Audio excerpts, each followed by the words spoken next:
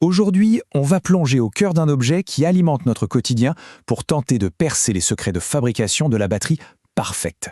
Pensez-y, les voitures électriques, les smartphones, les ordinateurs, les batteries lithium-ion sont partout. C'est vraiment devenu le cœur battant de notre monde moderne. Une technologie tellement familière qu'on en oublierait presque, toute la complexité qu'il y a derrière. Mais alors, au-delà des matériaux qu'on connaît tous, qu'est-ce qui fait vraiment la différence ? Qu'est-ce qui garantit qu'une batterie sera à la fois super performante et surtout parfaitement sûre ? C'est quoi cet ingrédient secret, complètement invisible, qui change tout ? Eh bien, la réponse est assez surprenante. Non, ce n'est ni un métal rare, ni un produit chimique hyper complexe. L'ingrédient secret, c'est la précision. Une précision de l'ordre de l'invisible, mais qui est absolument essentielle. Alors, il faut savoir que fabriquer une batterie, c'est un processus hyper complexe. Ça peut prendre jusqu'à 25 étapes différentes.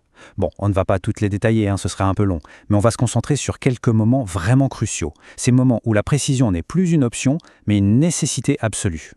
Allez, on commence par ce qu'on pourrait appeler la cuisine de la batterie. Imaginez que vous préparez une recette, mais pas n'importe laquelle. Une recette qui vaut des milliards, où la toute petite pincée d'un ingrédient peut coûter une fortune. C'est vraiment là que tout commence. Tout se passe là-dedans, dans ces immenses cuves industrielles. On y mélange méticuleusement toutes les matières premières. L'objectif, créer ce que les ingénieurs appellent l'encre d'électrode. En gros, c'est une sorte de pâte très spéciale qui va permettre de stocker et de libérer l'énergie. Et bien sûr, c'est là que les choses se compliquent. Le premier gros défi, il est là. Parce que les composants de cette fameuse encre, ils coûtent une fortune. La moindre petite erreur de dosage, et hop, ça se chiffre tout de suite en perte financière énorme.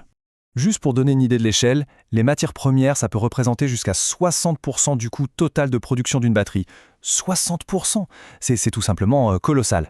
Et tenez-vous bien, une erreur de dosage infime de l'ordre de 0,1%, c'est quelque chose d'invisible à l'œil nu, ça peut coûter des millions de dollars de pertes à un grand fabricant. Sur une seule année.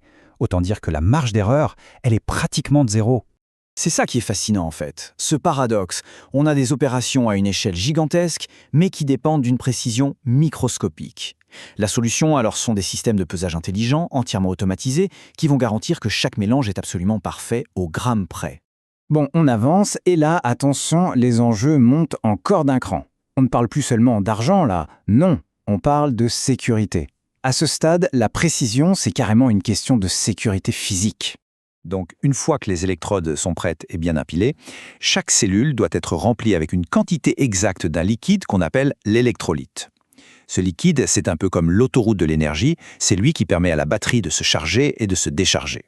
Et là, c'est une étape hyper critique. Une erreur de remplissage, même minuscule, on parle de quelques microlitres, c'est rien du tout, peut avoir des conséquences désastreuses. Surchauffe, court-circuit, et oui, dans le pire des scénarios, une explosion. Les conséquences d'un tel défaut sont juste catastrophiques. D'ailleurs, écoutez ça.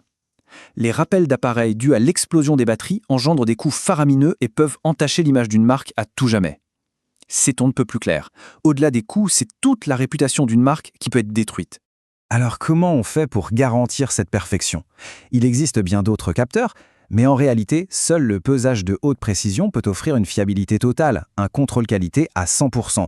C'est ce qui garantit que la quantité exacte d'électrolyte est ajoutée, et ça rend chaque batterie non seulement performante, mais surtout parfaitement sûre. Allez, on arrive à la dernière ligne de défense, le contrôle final, juste avant que les batteries ne quittent l'usine. C'est vraiment l'ultime test de la perfection. À ce stade, les cellules individuelles ne sont plus toutes seules. Elles sont assemblées, soudées ensemble pour former des modules de batterie bien plus gros.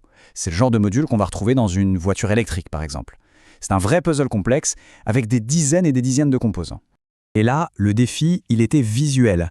Les systèmes de contrôle par caméra traditionnels se faisaient souvent avoir par les surfaces métalliques très brillantes de ces modules.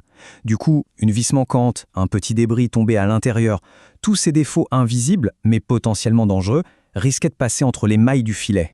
Et la solution, elle est d'une simplicité géniale. On prend le module une fois qu'il est terminé et on le pose sur une balance de très haute résolution. Et là, c'est simple. Si son poids ne correspond pas exactement au poids de référence, c'est le signe infaillible qu'il manque une pièce ou alors qu'un élément étranger s'est glissé dedans. C'est une vérification d'une fiabilité absolue. Donc, pour résumer, on a vu ces 4 moments critiques où le pesage de précision est juste indispensable. D'abord, pour le contrôle des stocks des matières premières qui coûtent très cher. Ensuite, pour être sûr de faire le mélange parfait de l'encre d'électrode. Après ça, pour assurer un remplissage de l'électrolyte sans le moindre risque. Et enfin, pour vérifier que le module de batterie finale est absolument parfait. Mais au final, cette obsession pour la précision, ça va bien au-delà de la simple recherche de qualité ou de sécurité.